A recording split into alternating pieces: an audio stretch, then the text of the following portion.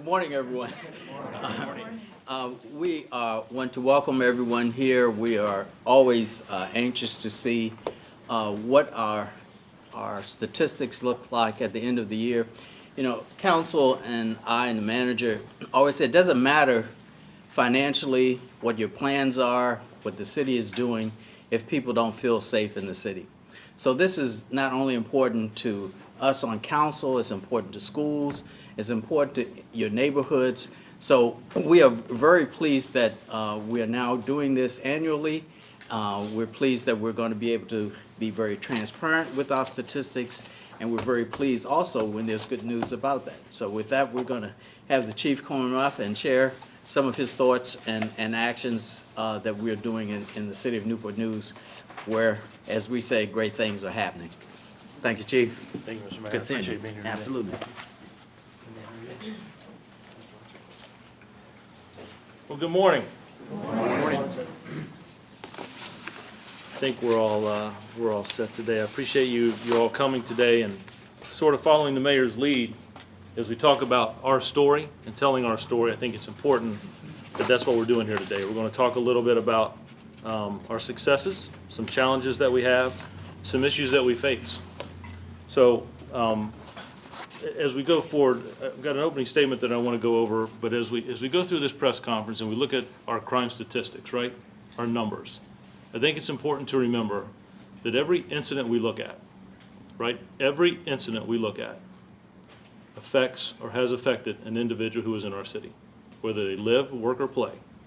So they're not just statistics, these are also incidents and individuals, right?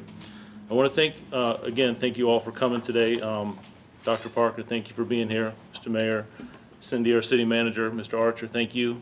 Rashad, thank you for being here today. Dr. Cherry, thank you, and thank you for the support from City Council, all that you do for us. Can you all hear me okay in the back? Do I need the microphone, or are we good? Yeah, can you push the microphone over a little bit? You want me to push the microphone this way? That work? One thing we learned early on is to take our cues. Every day I spend in Newport News, I'm amazed by this community and those that live here.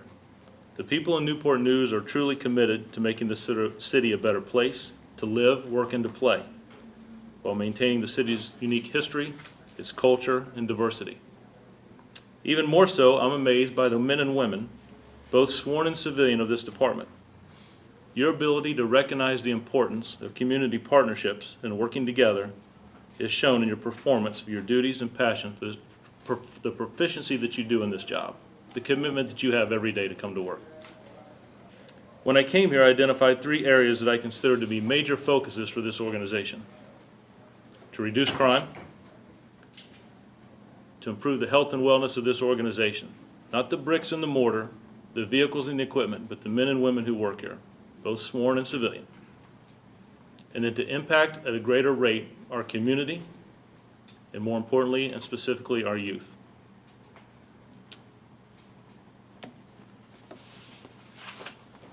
We've made great strides in these issues, all 3 of these focus areas. We did this despite the challenges that face law enforcement today, by adapting and maintaining steadfast to our commitment in providing the best quality service to our citizens, our neighborhoods, and our communities. All right, so let's get started with taking a look at our crime numbers. Is Howard Glenn here today? You know, I was going to have you stand up here beside me. I didn't want to miss you. I want to thank you. I'm going to talk a little bit about when I first got here. But Vice Mayor Mitt, come on in. You ain't got to stand. Come on in. We got your seat all up here. I'm going to talk a little about when I first came here to Newport News, and some conversations I had with Mr. Gwen. We talked a lot about this city. He gave me some strong education on the issues that this community faces and some of the challenges that we face. We need to do better. We need to focus on. And in our sheriff, Gabe Morgan, I spent some time with him. He invited me down to the jail to look at the system they have there, and I thought we'd be there about 30 or 45 minutes to have a conversation. We spent about close to 4 or 5 hours, and we walked every step of that facility. And it gives you a different insight and perspective of some of the things that are addressing our communities and our challenges. And Dr. Parker, he made sure that he got a hold of me as soon as he walked in the door. And we have had a long-lasting friendship and continued conversations about things that we want to do with the youth in our schools and our community.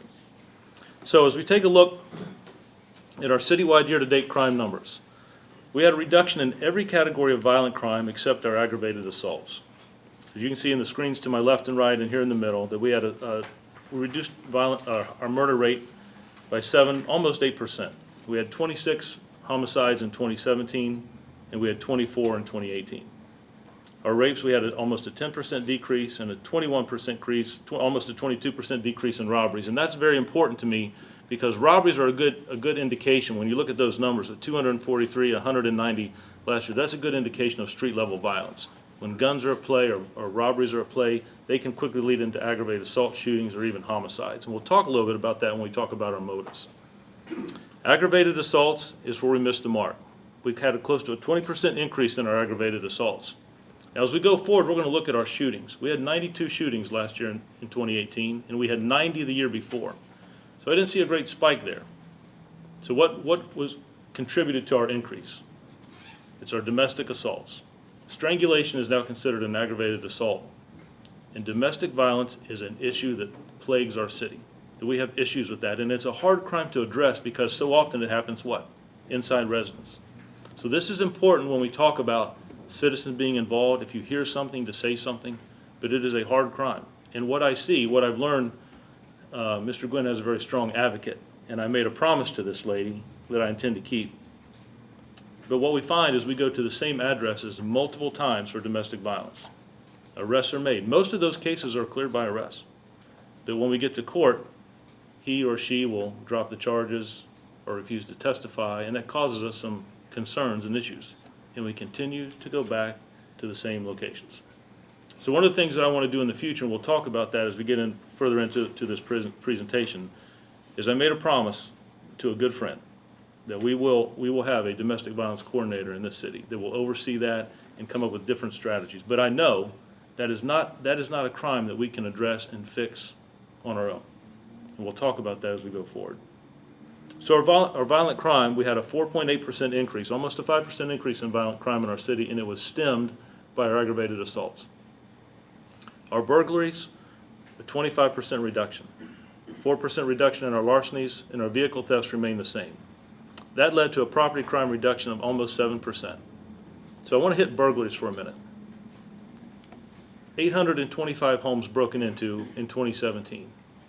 That was reduced to 620 in 2018. I think that's one of the crimes that sometimes we overlook. It's a property crime, but to think about where individuals, where citizens live, and that home was broken into, and they go back there, their kids come home from school, they go back to that address, they go back to that location, that someone was there, that their home was breached, right? To reduce that by 25% is huge. It's one of the hardest crimes because when we talk about time frames, if someone goes to work at 8 o'clock and they come home by 5 or 5:30 and their home was broken into, when did that happen? Sometime between 8 and 5. When we respond to a shooting, we get the call right away. Or if it's a violent crime where citizens, we see it, we respond to it, right? Ambulances, fire, everyone responds. But on burglaries, we may not get that call till 6 o'clock, and we try to figure out when that occurred. So it's important when we talk about community policing, and I think that's what led to our reductions. I think strong community policing, being awareness, neighbors looking out for each other, officers deploying in the right space and time, being in the right neighborhoods when those crimes are occurring, looking at the profiles of what's being taken, what's a method of entry. We're going to talk a little bit about that when we talk about some new additions that happened here as we reorganize the department in our CompStat meetings and our Intel meetings. So when the FBI calls about, I guess, mid-March, and they wanted our crime numbers, they'll report that the City of Newport News, you take the violent crime and the property crime, you combine those two together, they'll report that the City of Newport News achieved a 5% reduction in crime for 2018. And that is something to celebrate. That is something to celebrate.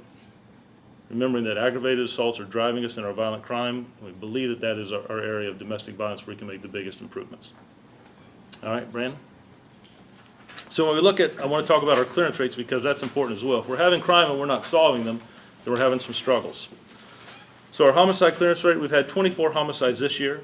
We've cleared 7 of those and 8 homicides from previous years. That's important.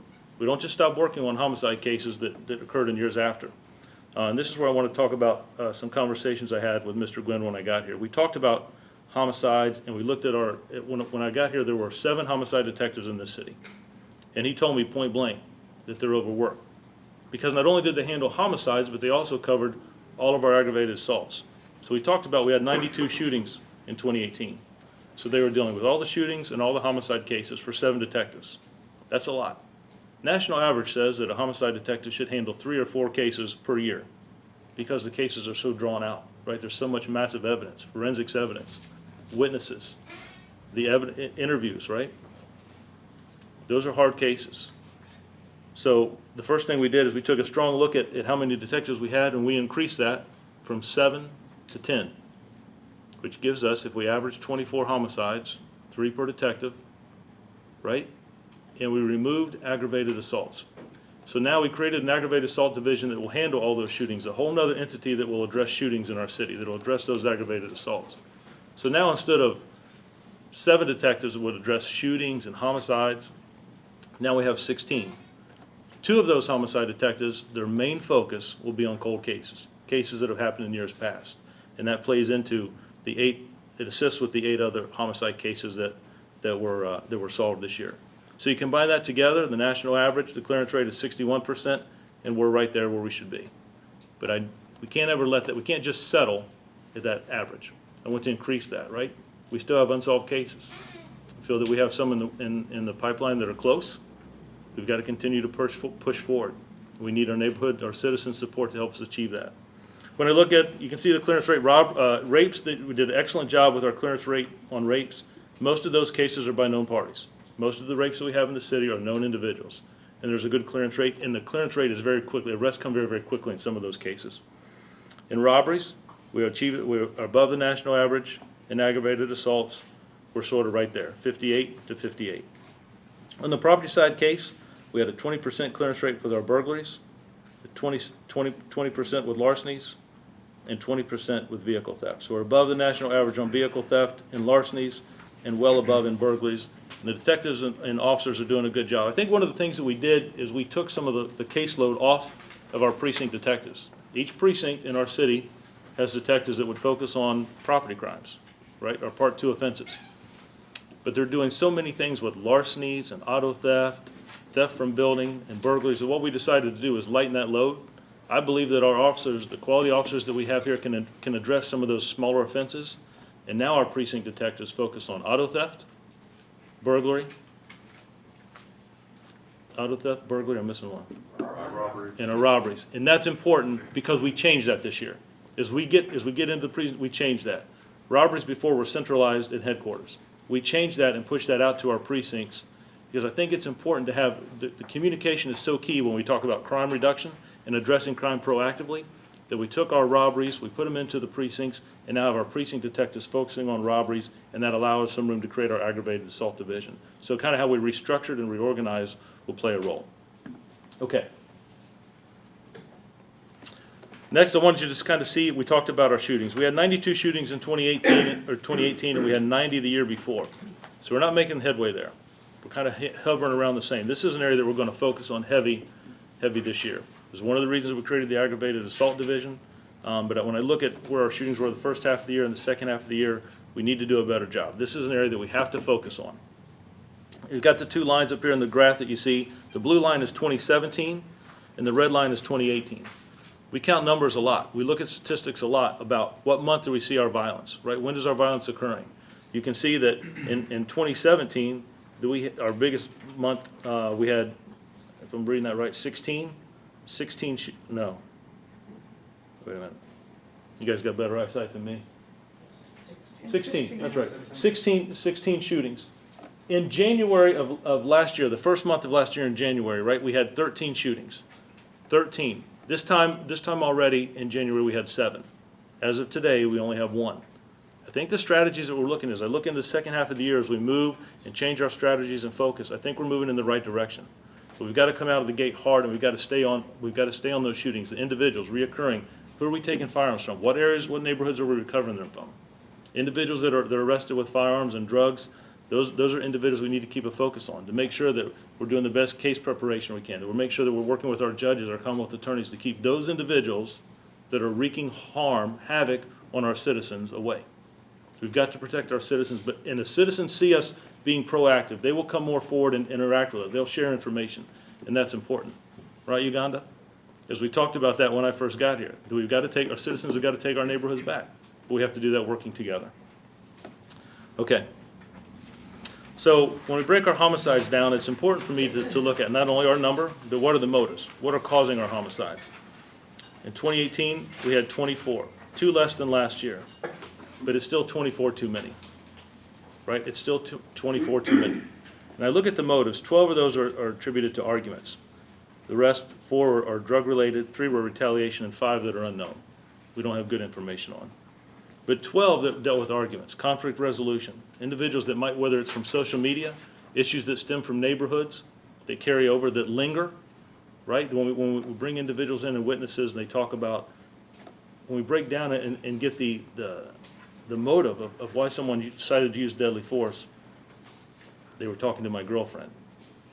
This individual was messing with my friend. He made comments, arguments. We got to find a way to, and I want to address that. I want to work with Dr. Park and find ways to address that with our young people, with our youth. We have a youth forum coming up on July 31st.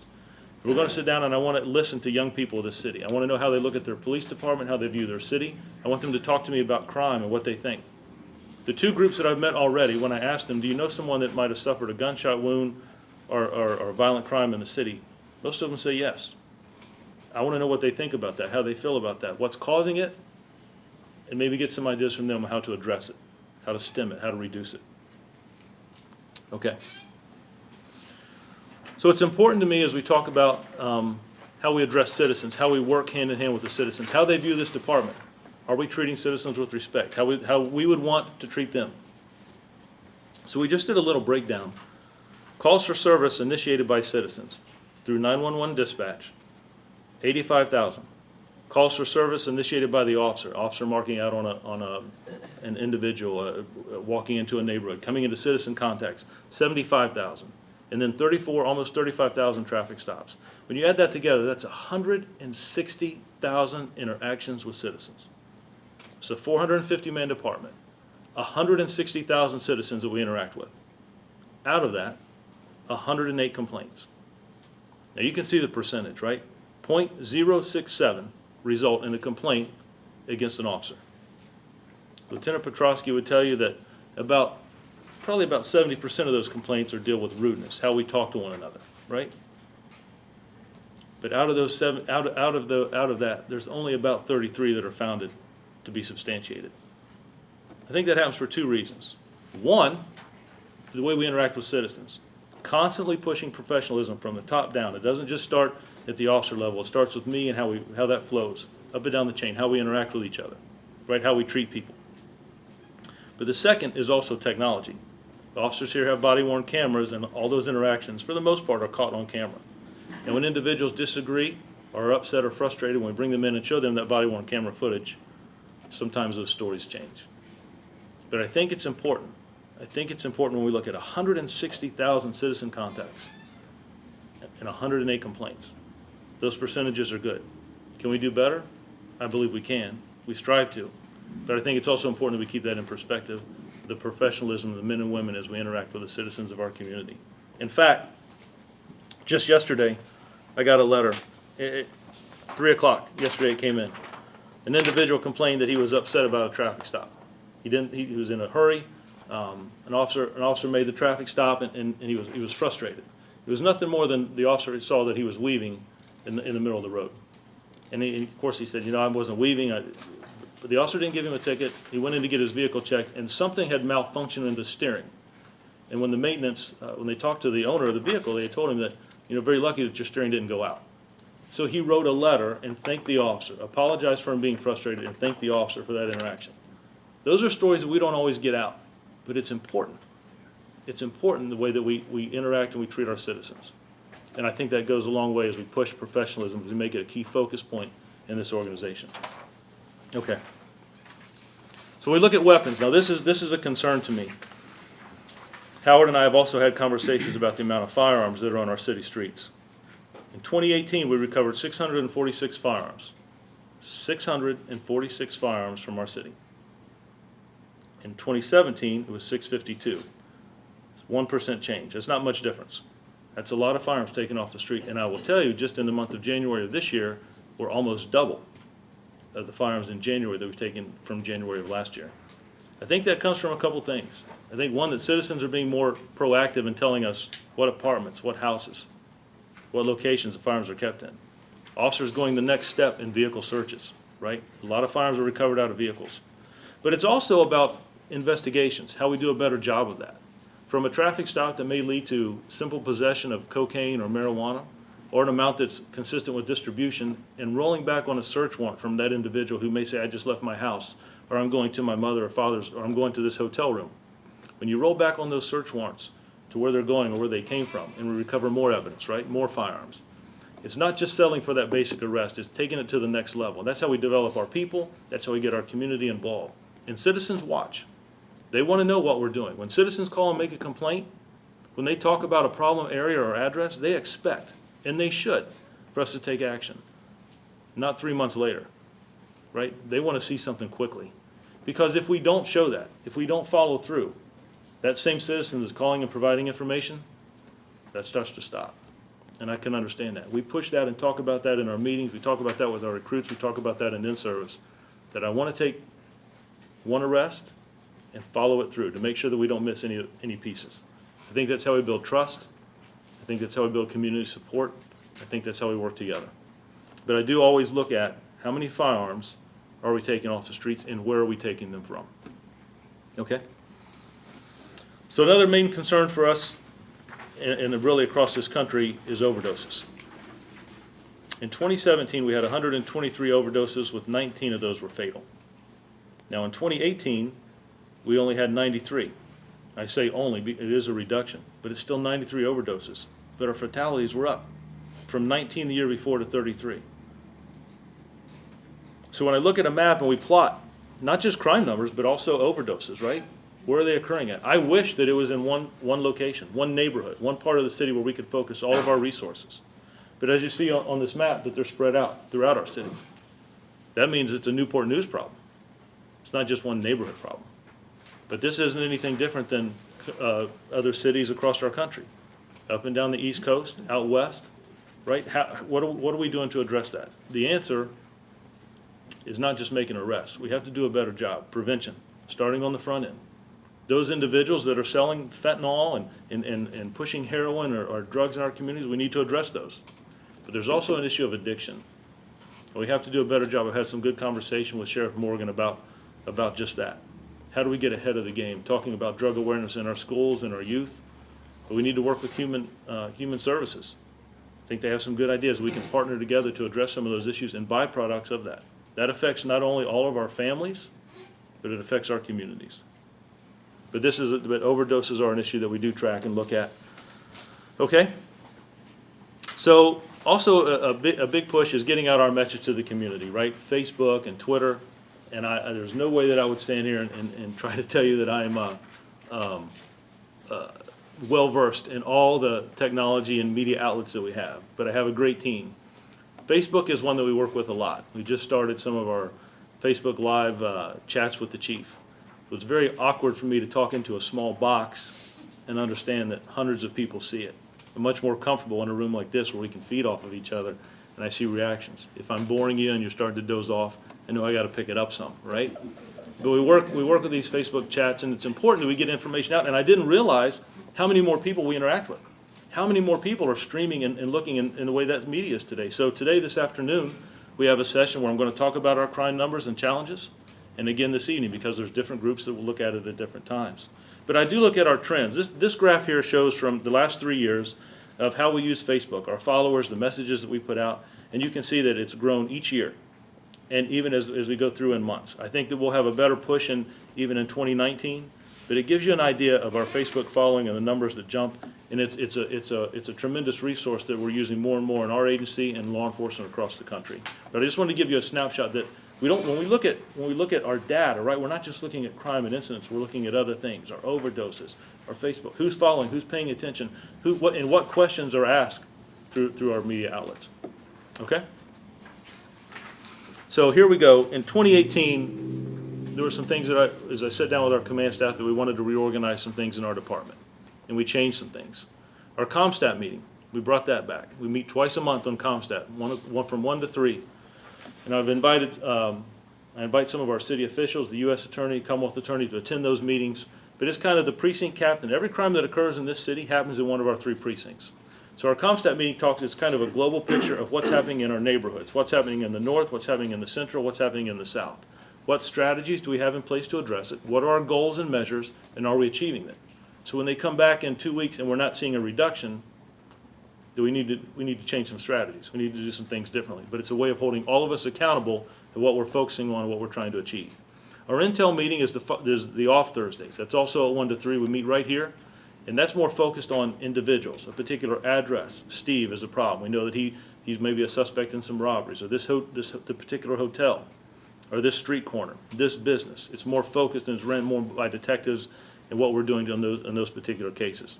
We talked already about creating the aggravated assault unit to offload some of the hard cases and the majority of cases that the homicide division had, to let them focus more on victims of homicide and solving those cases.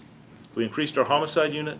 We decentralized our robbery unit. We put that back in the precincts. I like the precincts not only with our robbery unit, but our HIP units. We brought them back. We decreased some of our larger narcotic divisions and put street-level narcotics officers back in the precincts. So when Captain Halma walks down the hallway, that he has resources at his hands right away. He's not having to call downtown and ask for assistance, that he has resources right away that he can deploy, right? That his detectives and his street-level violence, that they can work together. Al Capone is not running the streets of Newport News doing robberies. What I have is street-level violence, young people, young adults, groups in individual neighborhoods. And that's where we need to focus and fight. And I believe that citizens know where those individuals are. They know where they hang out. They know what the problem apartments or complexes or addresses are, and providing that information. Community Youth and Outreach. This is a new division we created. This is made up of our 13 SROs. We have an SRO in every high school, every middle school. But we also have 4 or 5 other officers attached to that with Captain Morgan Teagens. This is a new division. He has 2 lieutenants and 3 sergeants. And this is to push our message out and to work with the communities in our city. All up and down our city, right? Each neighborhood impacting our youth. This is where our police athletic league will fall out of. And we've made great strides in community events, working with our Dr. Cherry. We've done some events with in the South, our Boys and Girls Clubs, the YMCA. It's interacting with our communities, our businesses. It's crime prevention, our schools. It's going to be a huge partner with Dr. Parker and the school system. I think we have a lot of opportunities there. Maybe even some things that are going to show up here in the future that we'll both be talking about. But I'm excited. This is a new division, and it's not just about making arrests in our community. That's not, and I want our department to know that, and our citizens. We're not going to arrest our way out of some of the crime issues we face. We have to build trust and work together, sharing information. And our Use of Force Review Board. I want the citizens of this community to know that this department is going to be transparent. Before, an officer would use force, and he would come to the chief of police, he would review it and sign off that it's in policy or out of policy. And when I talk about use of force, I mean anything on our duty belt, right? Anything that's other than just an individual placing their hands behind their back and making an arrest. So anything that we use, with the exception of deadly force and excessive force, those are conversations between the lieutenant of the Internal Affairs Division, myself, Howard Gwynn's office, and our state forensics lab. But everything else, taser, OC spray, our ASP, a struggle, each one of those cases is reviewed. Through our training division, we created a use of force review board that's made up of an officer, a sergeant, a lieutenant, a captain. Chief Grinstead chairs it. We have our training specialists, our academy. What is the law? How do we train our officers? But we added 2 more individuals to that. 2 citizens that see body-worn camera footage, that look at what we do. They see how officers talk to citizens, and they see how citizens address officers. They see those things, and they ask good questions. They ask good questions. And I try to interact with them after each session. We've had, is it 3 or 4 already, Mike, this year? And the citizens have been overwhelmed. And the last one was specifically important to me because a young lady, she said, I cannot wait to go back and talk to my students. Her first statement was, I can't believe that some of the things you consider force is force. She said that we do some more of that in schools and our playgrounds. But she was a high school principal. I didn't recognize her at first, but to have her sit in there and get her input, it was very, very beneficial. We also learned a lot on what we can do better, right? Are there addresses where the officer may have acted professionally when he responded, but if we know this is an address where we have routine problems, or if there's some mental illness issue at this particular location, could we send different officers or more officers before it's just a one-on-one interaction that can reduce that? So not only do we look at it as a training, but it's also being transparent with our community. And I think it has been very, very beneficial. Okay. So with new initiatives that have taken place in 2018, the Young Adult Police Commissioners partnered with Dr. Parker in our school. We have a freshman, a sophomore, a junior, and a senior from every high school in the city. We meet with them twice a month, right after our ComStat meeting, and we talk about hard issues. We expose some of our department to them, but it's really a conversation about bridging the gap between law enforcement and youth. What can we do better? How do they see us? Why do we do what we do? What's the process of a crime scene and forensics and processing? But it gives us a good insight to how they view what's going on in this community and what they learn from us. As soon as they get their elections done, they're going to have a president and vice president. I plan on bringing them down to City Council and having them meet you, Mr. Mayor, and address City Council and talk about some of the issues that concern the youth. I think that's our future. Vice Mayor Vick, that's our future, right? And they're from all over the city, from every high school is represented. When they got sworn in, it was something very, very special. Our faith leaders, we put together a faith leaders breakfast, and I challenge the faith leaders of this community to come together and let's work on some hard issues to address crime, to address issues, domestic violence, some of the things that we can work on together. We meet with them monthly, and I will tell you, I was a little surprised the first couple meetings, I did not see the turnout I was hoping for. And I've had some conversations with some of our pastors and our chaplains, and with their help, the last meeting we had almost 25 individuals, and they're galvanized and energized, and we're starting to move forward. I think we're going to see some great things in 2019. Our police athletically, we've talked about that, but one of the first events we had was our Boys and Girls Club. I don't know if April's here from our Boys and Girls Club, but we partnered with April and the Police Foundation. I wanted to do something with youth of our city, right? So I asked. I wasn't sure what kind of turnout I would get, but I asked for volunteers from our department that would be willing to coach middle school boys basketball, and it was overwhelming. We have 8 Boys and Girls Clubs up and down Newport News. There's a team from each club that's represented. Lieutenant Hardy coaches one of those teams. I'm not going to talk about his record, but he coaches one of those teams. They meet with them every Wednesday, and they practice for about an hour and a half, and we play our games on the Boys and Girls Club down on Hampton Boulevard, down in the southeast community. There's a lot more going on in that gymnasium than basketball. The interaction, when I see, they don't call them officers, they call them coaches, right? Or I've seen a couple kids step out and call their teacher and tell them, this is the time I'm playing. Teacher's showing up. When I see officers coming from the north down to watch those games, that's what I'm talking about. When I see community and citizens coming from off the streets, their friends coming to watch those games, that's what I'm talking about, community policing and community outreach. That's the direction I want to go. We just finished our season last Saturday. I would invite you all there this Saturday at 10 o'clock. Our tournament starts. It's our own version of March Madness and a single elimination tournament. And we may even ask the mayor to present the trophy.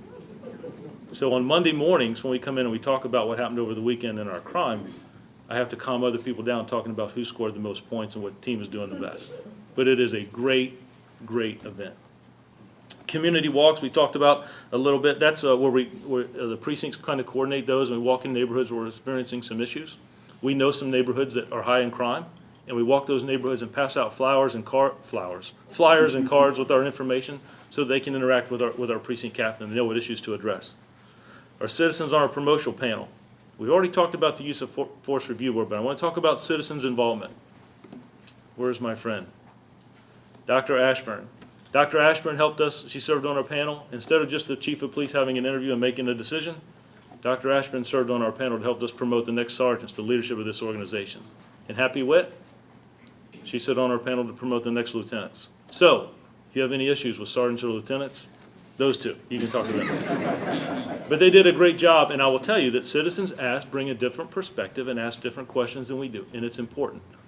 Not only for me to get their insight, but it also shows the men and women of this organization that citizen involvement is important.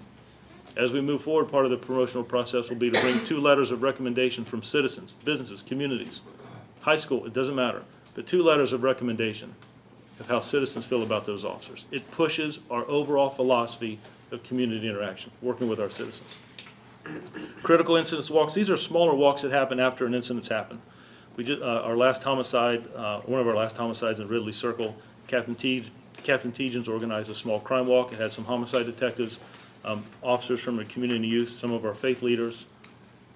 And I want to move to where we have human services, members from our school committee that work with us, that walk in those neighborhoods. Not so much to elicit, did you see what happened, do you know what happened? But that we're showing that this city cares about those residents in those neighborhoods. I've been to too many crime scenes when we leave and I see young people standing outside, young kids, especially this summer, where I see kids that aren't in school standing outside and we leave and they're wondering what happened. I at least want to make some effort to try to reestablish norm to those that may even need prayer, that may want to talk to someone, what issues they have. But it's important for me to know, for this community to know that their department cares about them, and so do the other agencies in this city. Town hall meetings, that's going out. I want to make sure that I'm as transparent as I can and interact with our citizens in each of our 3 precincts, whether it's a community meeting or a town hall meeting. Individuals want to hear from us, but it's also important that they know their precinct captains, and as we move into the future, that they know their precinct lieutenants. The Facebook live chat with the chief, we talked about that. I'm still trying to work through that, so I don't know how crazy that looks on the internet, but I will tell you that our media relations services here in the police department really push that, and the results are huge. I think we get a lot of benefit. We went out and had some extra events and some different community meetings based on some of that. One comment was, will you come talk to our Boy Scout, Girl Scout group? And I did. I made the mistake of going at the holidays where all they served was dessert, pies, and brownies. But it was a really good, you can't upstage Santa Claus, I will tell you now. But it was a good event. Community Week for recruits. Now, this is something we started new, so we get our recruits. Just matter of fact, I've got 28 that are going to be starting the academy next week. And traditionally, the academy it's in a classroom and speakers come in, right? So I want to use some non-traditional speakers. When we talk about violence in our streets or crime strategies, I want to bring people from the outside, not just the experts that we have in the department. But I also want to take a week and remove those recruits from the academy. I want them to be in the streets, to run through the neighborhoods of our communities. I don't know if any of you saw that, but I want them to talk to our school students. I want them to interact with issues that are individuals that may be homeless.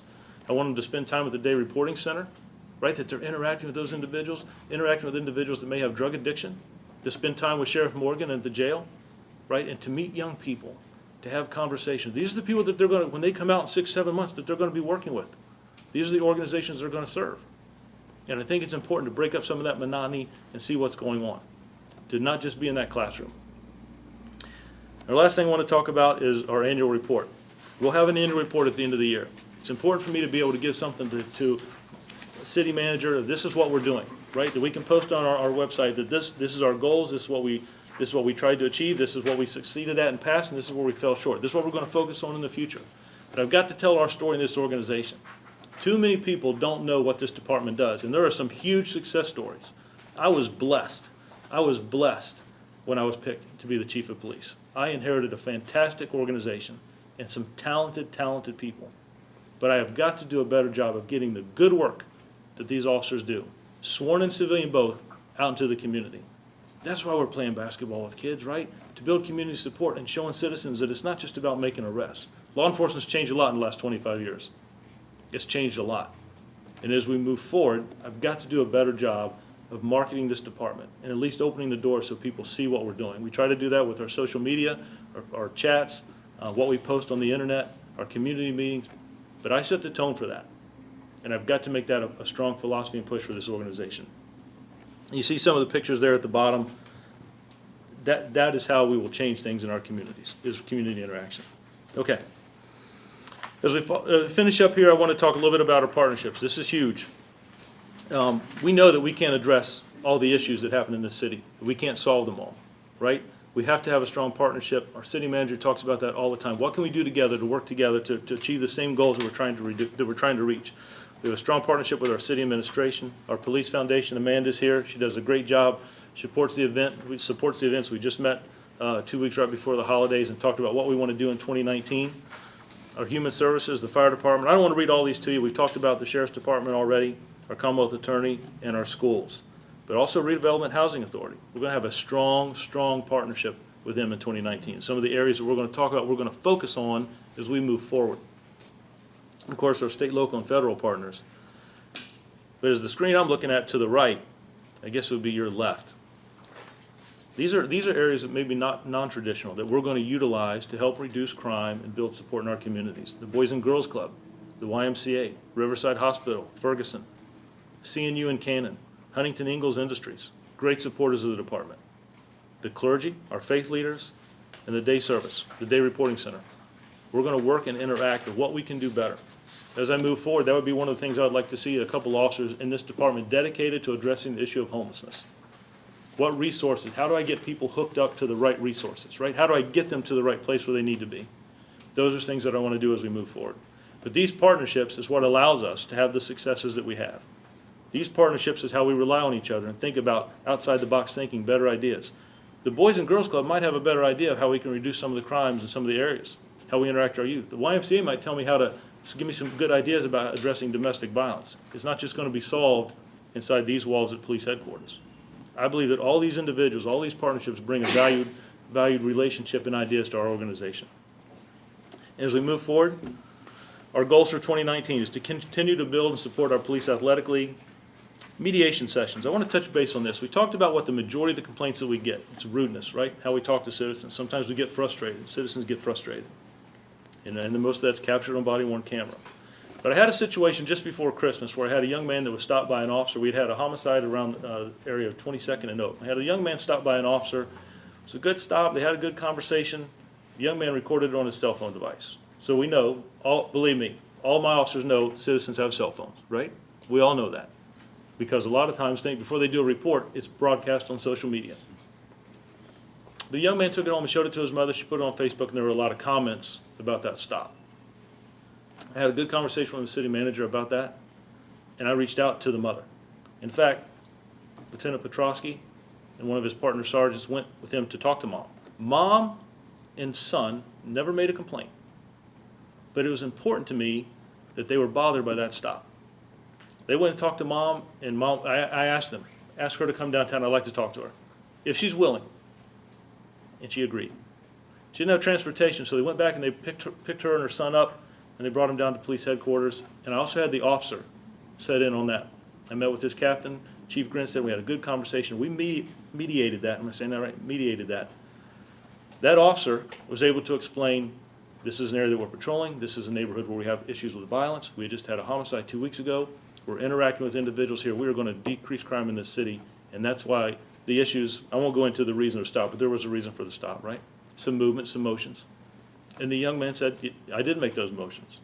I had a CD player or something inside my waistband or jacket. But the young man also explained how he felt when he was stopped. And I think that was good. Mom learned some things that she didn't know originally about that stop, right? Some things, some conversation went back and forth.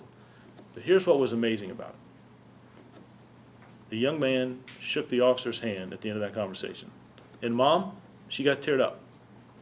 So when I took her by the hand, I asked her, what are you feeling? And she said, I'm doing the best I can to raise my son. He has some friends that don't always do the best thing. And she said, I was worried about my son. And she says, I may have been wrong to post that. It's okay. It meant the world to me that she was willing to come down and have that conversation. That mediation, when I hugged that mom, when she left, we took her back home, Sarge, she gave some pretty good statements, right? She was happy with that, right? Absolutely. She was. And I think that goes a long way, again, of talking about how we interact with our citizens and we show them that we care. That officer, when he stops another individual, he's going to have some idea how they feel. I still want him to do that, right? Because those same stops have produced firearms and illegal drugs from our streets. But it's important that we explain why. It's important that we explain why. Mediation sessions are one of the things that I want to use as we go forward. I want the precinct captains to use that with officers when we get citizen complaints that might not understand or frustration, just like someone with a traffic stop. That's important. We build relationships that way. And I would dare say that Mom is one of our bigger advocates right now. And that's important. We reorganized our crime goal groups. When I met with Assistant City Manager Mr. Archer, he talked to me about this. This was there were 6 groups that focused on issues in our city, and they were kind of disjointed and they were very, very frustrated. And I got to meet with them, and they made it very clear to me that they're frustrated. They're frustrated with the police department, and I understand that. We've got to take a leadership role in some of these things. We've reorganized that. Captain Teach is a community youth and outreach group. Sergeant Filero, J.P. Smith, what we've done is instead of having 6 groups that are doing 6 different things, we're going to have one large group that represents citizens from the south, central, and north part of the community. We're going to pick 3 or 4 things that we're going to focus on, and we're going to work them together. We're going to meet regularly and stay focused. We are going to change the name. We're going to change and let them pick it. I would share it with you, but we'll let them really release that. But we got to drive that. But I don't want to lose the interest of those citizens that want to make a difference. A couple of things that we're going to focus on, it's going to be on the next slide, we'll get there in just a second. But homelessness and suicides. Suicides were one of the things I've talked with Chief Grinstead and Chief Randall a lot about suicides in our community and some of the entities that we're seeing individuals that commit suicide from. I want to do more with our military, right? This is a military town. I want to work more with our military and see what can we do? What can we do on our end? Our homicide support group, this is something I want to partner with Howard Gwynn and his group. Howard, I'm thinking of Victim Witness, I think runs that. We met last week. I think there's some grants coming, and I think that's important. It's important for us to build support for those citizens who've lost loved ones to violence. They're not forgotten, right? Do we share and have information? I want to know from our end, how are our officers interacting with their families? How did we handle that investigation? Did we let you know that we cared about you, that it's not just a statistic? Did we treat you, right? Did we take care of you through the whole process? And I believe it's one thing if Mr. Gwynn goes into a neighborhood and talks about reducing violence, or if I go into a neighborhood and talk about reducing violence, but if we walk in with a mother who's lost a loved one in our city, in our community, sometimes that has a stronger voice. She's going to connect with people. He's going to connect with people different than we will. We talked about a balanced scorecard. This is something we're going to focus on at the end of January. We're going to have clear goals and objectives of what this department's going to do. Every single division is going to set down parameters. We're going to set down on what our clearance rates are going to be, what our reductions in robberies are going to be, what strategies we're going to use to focus on that. But not just crime. Captain Tegens is going to look at how many youth am I impacting? How many programs can I do? What I want to increase that by? I want to know internal affairs. How long does it take to do our investigations? How long does it take to get back to a citizen who makes a complaint? Can we shorten that? Can we improve that? What can we do better? And not just start, I'm not going to do it from my office and push it down. I've asked every captain of every division to start at the bottom, see what kind of goals and measures they want to set. They'll bring that up. We'll meet together as a group for a day and a half, and we'll put that out there of what our scorecard is. So every Thursday at CompStat, every Monday afternoon when we meet, every Thursday at Intel meeting, we'll look at that scorecard. Are we meeting our measures? If I want to have 6 youth forums throughout the year, and come July I've only got 2, I know I've got some work to do the second half of the year. But I'm also going to ask partners to help me meet those goals. How can we work together? Theme of Citizens Academy, those are things that we're doing now, but I want to continue with faith leaders. I'd like to have a Latino, and there's a big refugee population in our community. I'd like to have an academy that explains to them what we do, why we do it. There are good churches here that have offered their doors to do that, to help us with that. I think that's important. We already have some youth academies, but I'd like to increase that and build that bigger. The last thing, well, the second to last thing on this slide, you can go ahead and go to the next one, Brandon, but I want to talk to Dr. Parker. We have an SRO in every high school and every middle school in this city. That's not the norm. That's good. We're going to push that. We're going to continue that. But I'm not having the interaction with elementary schools that I'd like to have. When I was a kid growing up, we had the DARE program. I remember the officer would come by a couple times a week, and we'd interact with them. And I don't think you can ever start too early. I think that's important, right? But how do we do that? When we look at our strategic plan for the city, we're partnering with Dr. Woods Warrior. She's given us some advice and some ideas on things we can do and directions that we incorporate. We do more with youth, and we do more with some of these programs. And when she and I talked, I'm not interacting, Dr. Parker, I'm not interacting the way I want to with elementary kids. So that's one of the things as we move forward, I'm going to be asking Dr. Parker to tell me, what are some things, what role do you see in us? Whether we're having lunch in a cafeteria, I'm assuming the lunches are good, right? I'm assuming the lunches are good.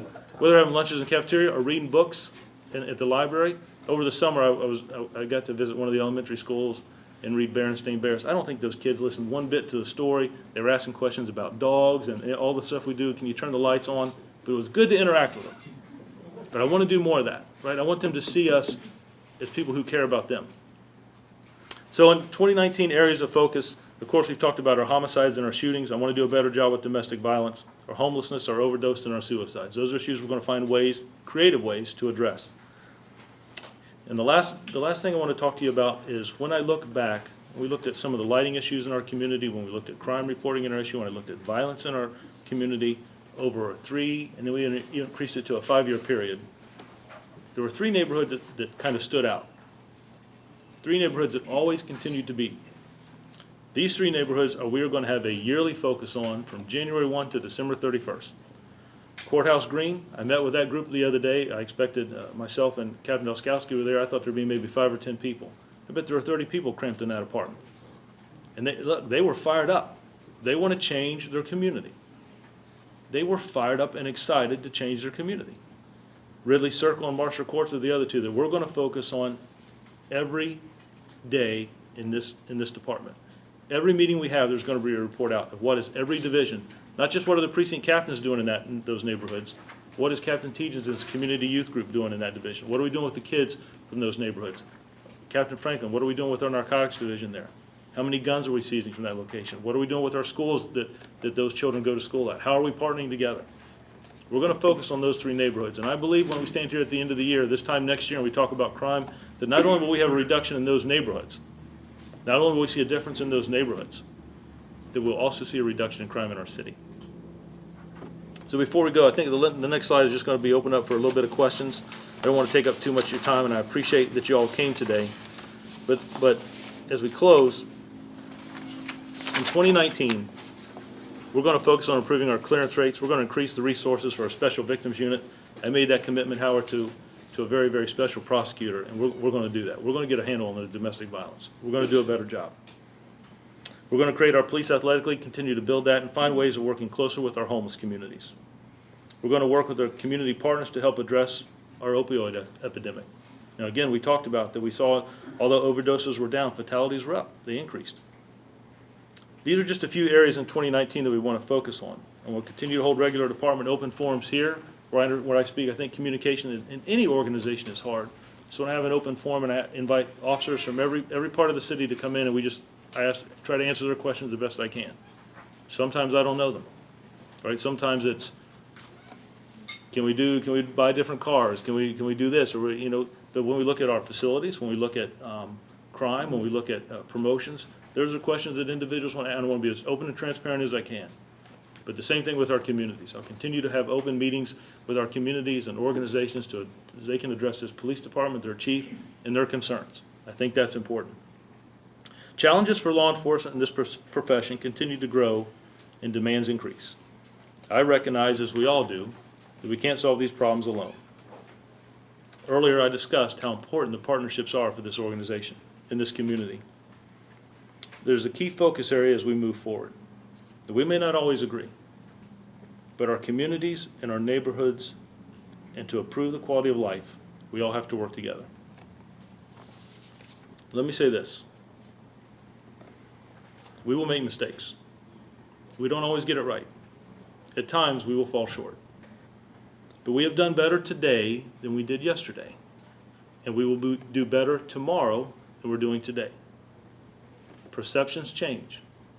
Times change. Training evolves and adapts. There's much more things going on in training and academies today than when I started, or maybe when Chief Grinstead started. There may be a few new things. But we'll continually reevaluate best practices, our training, and find new ways to increase our citizen involvement. I want to make sure, as Chief Randall reminded me today, that this is the most professional and best organization in law enforcement across our country. There are 180,000 citizens in Newport News that expect no less. So in closing, I want to thank each of you for coming today. I want to thank the men and women of this department for their dedication, for choosing Newport News. I'm excited. I ran into a couple of recruits in the hallway that we have starting next week. I know the city manager knows I'm excited. But as we get those guys in, young men and women, I look forward as we move forward. Their dedication, the holidays, the time they spend away from home that they work, is a direct result of the men and women, sworn and civilian, that work in this organization that has allowed our successes, that have achieved that 5% reduction in crime. I expect that to be higher next year, and we'll continue to move forward. I want to thank all of you again for coming today. Mayor Price, thank you for being here. I think Cindy, city manager, it speaks volumes. Howard, thank you for being here today as we You made it very clear to me that the city only wins, if we're all working together. And I believe that. Dr. Park, I want to thank you for all your support, and Amanda and the Police Foundation continue. We just talked the other day about new ideas and goals. Councilman, Vice Mayor Vick, Councilman Chair, you guys are always at our events. You're always encouraging us, and you let us know when we need to do a better job, and that's okay. So I thank you for your support of this department. But I think the men and women, those that are standing in the back, officers always stand in the back, right? Angel, I see you back there. Thank you for coming. I guess they snuck you in the back door. With the Boys and Girls Club, she is a tremendous supporter. And we just have, now she did tell me, all the stuff that you're doing with boys in basketball, she said, I got a group of girls too that, Chief, are looking for you to do something. So I'm trying to think what we can do, but I'm putting my head together with the experts. But to the men and women in the back, some of the recruits are here, the lieutenants and officers that are here, I want to thank you for the work that you do. It's important, and it does not go unappreciated from me or this city. Thank you all for coming today. I appreciate it. Hope I haven't held you too long. Thank you very much.